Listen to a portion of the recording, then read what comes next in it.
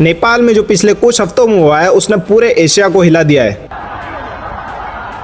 Social media का ban, Gen Z का protest और 19 लोगों की मौत और उसके बाद सरकार का गिरना और अब नए प्रधानमंत्री का आना। यह सिर्फ एक देश की राजनीति नहीं, यह हम सब के लिए एक सीख है।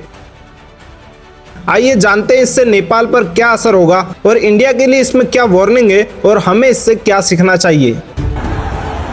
नेपाल सरकार ने सोशल मीडिया ऐप्स के लिए एक रजिस्ट्रेशन रूल लगाया जो समय पर पूरा नहीं हुआ। यूट्यूब, व्हाट्सएप, इंस्टाग्राम और फेसबुक जैसे बड़े बड़े ऐप्स ने टाइम पर रजिस्ट्रेशन नहीं किया और फिर इन्हें बैन कर दिया गया और फिर जेनजी का प्रोटेस्ट शुरू हुआ।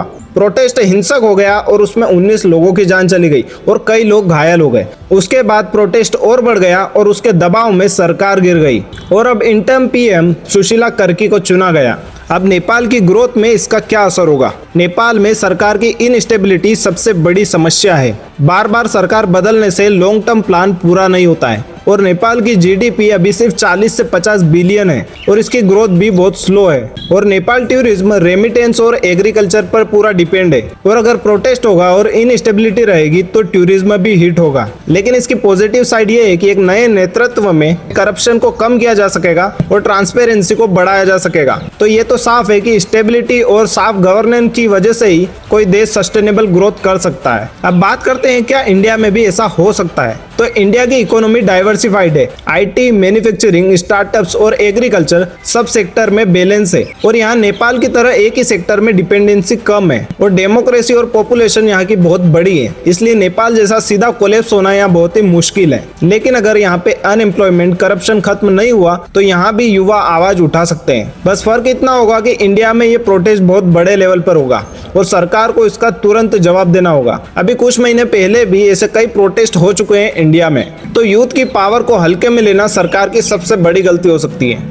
यूथ की पावर, नेपाल में आज की जनरेशन ने बता दिया कि वो सिर्फ मीम्स और रील्स तक सीमित नहीं है। अगर उनकी आवाज को दबाया जाएगा तो वो सड़क पर उतरकर सरकार बदल सकती है। और सोशल मीडिया अब सिर्फ एंटरटेनमेंट के लिए नहीं है बल्कि ये करप्शन के ऊपर आवाज उठाने के लिए भी है और यूनिटी का एक सोर्स है।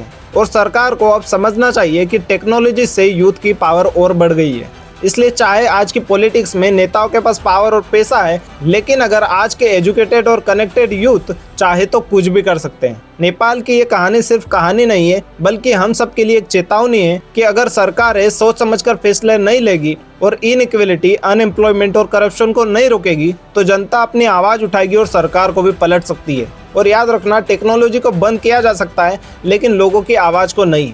ये वीडियो पसंद आई हो तो जरूर लाइक करें, शेयर करें और सब्सक्राइब करें।